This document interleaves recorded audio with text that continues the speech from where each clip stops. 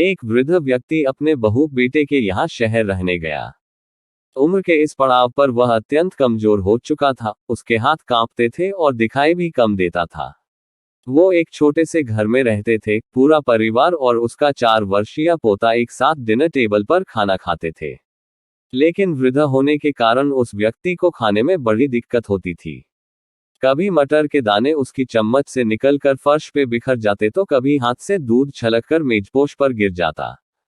बहू बेटे 1-2 दिन ये सब सहन करते रहे, पर अब उन्हें अपने पिता की इस काम से चिढ़ होने लगी। हमें इनका कुछ करना पड़ेगा, लड़के ने कहा। बहू ने भी हाँ में हाँ मिलाए और बोली, आखिर कब तक हम इनकी वजह से अपने खाने का मजा किरकिरा करते रहेंगे, और हम इस तरह चीजों का नुकसान होते हुए भी नहीं देख सकते। अगले दिन जब खाने का वक्त हुआ तो बेटे ने एक पुरानी मेज को कमरे के कोने में लगा दिया। अब बूढ़े पिता को वही अकेले बैठकर अपना भोजन करना था। यहाँ तक कि उनके खाने के बर्तनों की जगह एक लकड़ी का कटोरा दे दिया गया था, ताकि अब और बर्तन ना टूट फूट सके। बाकी लोग पहले की तरह ही आराम से बैठकर खाते, और जब कभी कभार उस बुजुर्ग की तरफ देखते तो उनकी आंखों में आंसू दिखाई देते। ये देखकर भी बहू बेटे का मन नहीं पिघलता, वो उनकी छोटी से छोटी गलती पर ढेरों बातें सुना देते। वहां बैठा बालक भी यह सब बड़े ध्यान से देखता रहता और अपने में मस्त रहता।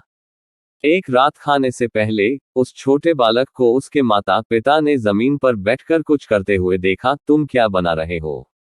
पिता ने पूछा। बच्चे ने मासूमियत के साथ उत्तर दिया, अरे मैं तो आप लोगों के लिए एक लकड़ी का कटोरा बना रहा हूं, ताकि जब मैं बड़ा हो जाऊं तो आप लोग इसमें खा सकें।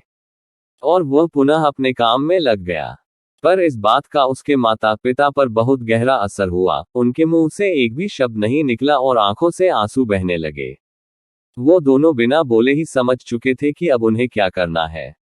उस रात वो अपने बूढ़े पिता को वापस डिनर टेबल पर ले आए और फिर कभी उनके साथ अभद्र व्यवहार नहीं किया। दोस्तों, हम अक्सर अपने बच्चों को नैतिक शिक्षा या मॉरल वैल्यूज देने की बात करते हैं, पर हम ये भूल जाते हैं कि असल शिक्षा शब्दों में नहीं, हमारे कर्म में छुपी होती है। अगर हम बच्चों को बस ये उपदेश देते रहे कि बड़ों का आदर करो, सबका सम्मान करो, और खुद इसके उलट व्यवहार करें, तो बच्चा भी ऐसा ही करना सीखता है। इसलिए कभी भी अपने पेरेंट्स के साथ ऐसा व्यवहार ना करें कि कल को आपकी संतान भी आपके लिए लकड़ी का कटोरा तैयार करने लगे। दोस्तों, इस छोटी सी कहानी के बारे में अपने विचार कमेंट बॉक्स में शेयर कीजिए। और दोस्तों, प्लीज इस चैनल को सब्सक्राइब कर लीजिए।